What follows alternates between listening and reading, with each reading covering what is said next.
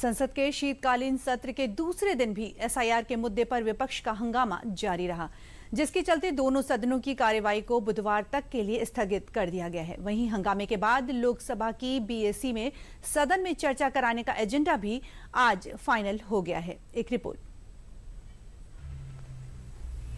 सोमवार को संसद के शीतकालीन सत्र के आगाज के साथ एसआईआर की खिलाफत में विपक्ष के हंगामे और नारेबाजी की जो तस्वीर देखने को मिली थी, उससे ये बात तो तय हो गई थी कि मॉनसून सत्र की तरह ही संसद के शीतकालीन सत्र में भी एसआईआर का मुद्दा सबसे ज्यादा गर्म रहेगा।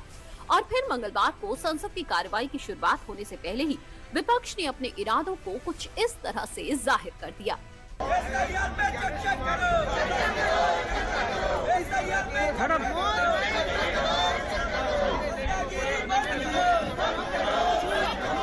शीतकालीन सत्र के दूसरे दिन भी विपक्ष ने संसद के मकर द्वार पर एसआईआर की खिलाफत में सुर बुलंद किया। हाथ में बैनर और पोस्टर्स लिए लोकसभा में विपक्ष के नेता राहुल गांधी, राज्यसभा में विपक्ष के नेता मल्लिकार्जुन खड़गे, कांग्रेस सांसद सोनिया गांधी और प्रियंका गांधी समेत विपक्षी नेताओं ने एसआईआर के खिलाफ विरोध प्रदर्शन किया। और विरोध का ये आलम जब संसद के अंदर भी जारी रहा तो बीजेपी ने इसे चुनावी हार की खींच करार देते हुए विपक्ष को जमकर निशाने पर लिया।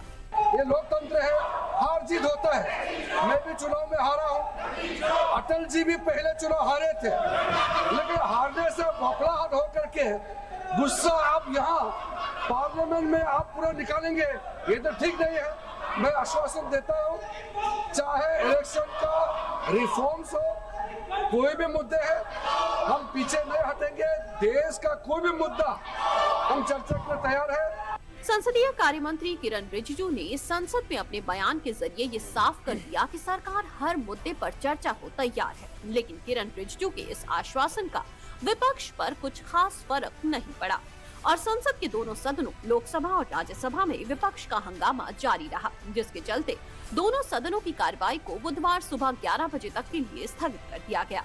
आप सदन नहीं चलाना चाहते हैं, इसीलिए सदन की कार्यवाही कल दिनांक 3 दिसंबर 2025 प्रातः 11 बजे तक के लिए स्थगित की जाती है। वहीं लगातार दूसरे दिन सदन की कार्यवाही हंगामे की भेंट चढ़ने के बाद लोकसभा की बीएसी में सदन में चर्चा कराने का एजेंडा फाइनल हुआ, जिसमें अगले सप्ताह के सोमवार का दिन वंदे मातरम पर 10 घंटे की चर्चा के लिए तय हुआ और मंगलवार और बुधवार का दिन लोकसभा में चुनावी सुधारों पर चर्चा के लिए फिक्स हुआ।